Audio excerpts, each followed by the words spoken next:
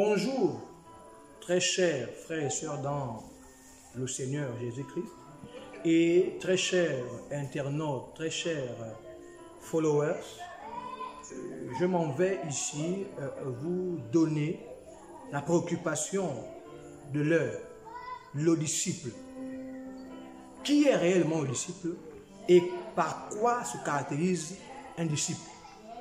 Bien, je voudrais m'appuyer sur ces paroles du Seigneur Jésus-Christ qui dit: si quelqu'un vient à moi et ne me préfère pas à son père, à sa mère, à ses frères, à ses sœurs et même à son épouse, et ne se charge pas de sa croix, il ne peut être mon disciple.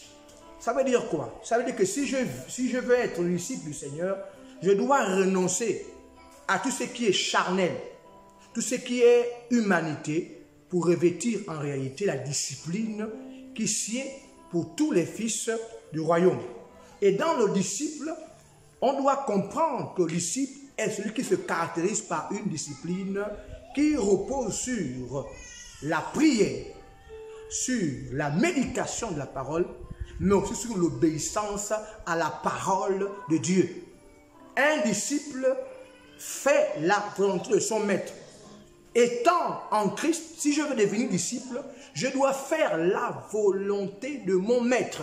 Et le maître, ce n'est pas le pasteur, ce n'est pas l'ancien, ce n'est pas l'évêque, l'archevêque, le bishop ou l'archibishop. Le maître, c'est Jésus-Christ. Il est le souverain sacrificateur. Il est le premier-né de toute la création. Satan n'est pas le premier-né. Satan était un ange de lumière.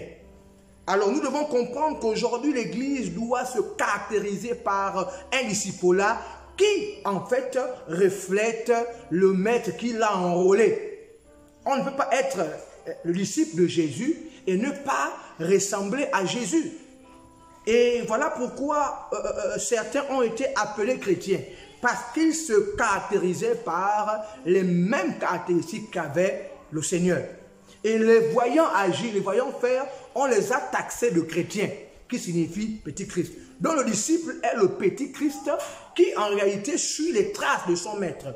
Et suit ces traces par quoi? Par le fait en réalité de chercher d'abord le royaume et la justice de Dieu et non son intérêt personnel.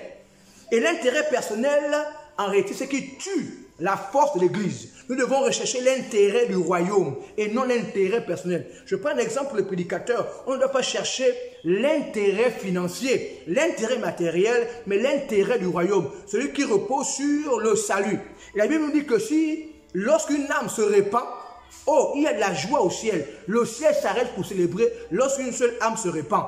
Pas quand les dîmes rentrent, non pas quand l'église est pleine, mais quand une âme se convertit et devient réellement disciple de Jésus. Nous devons donc veiller à ce que parmi ceux qui sont autour de nous, nous ayons non pas des membres de l'église ou encore des chrétiens qui simplement viennent juste pour prendre et non pour donner. On doit avoir des disciples et non les membres de l'église. Beaucoup sont membres d'église, ne sont pas disciples du Seigneur. Beaucoup sont membres de la communauté et non membres de Jésus-Christ. S'il vous plaît, je vous informe aujourd'hui que Jésus dira: arrière de moi, ouvrier l'iniquité. Mais il dira par contre, aujourd'hui, rentre dans le genre de ton maître, fidèle serviteur. Sur ce, que Dieu vous bénisse. À nous revoir très prochainement.